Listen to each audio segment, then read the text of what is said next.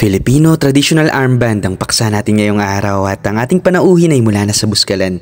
Ay ang praying hand symbol ay likha sa buskalan at ngayon ay babaluti natin yan ng Filipino traditional tattoo patterns at dito hinahanda ko na ang gamit na gagamitin natin para sa mano-manong paglikha. At dito ay nilikha ko na ang sining tuldok kada tuldok hanggang sa mabuo ang bawat disenyo. At syempre yan lamang ang gamit natin dyan kapatid. Talaga namang mano-manong paglikha at nang matapos ay ito na.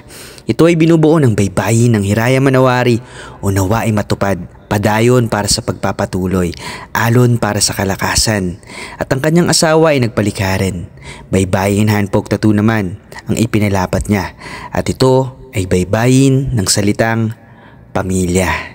At kapag pinagsama silang dalawa ay ito na, Hiraya Manawari nawa ay matupad at baybayin ng pamilya.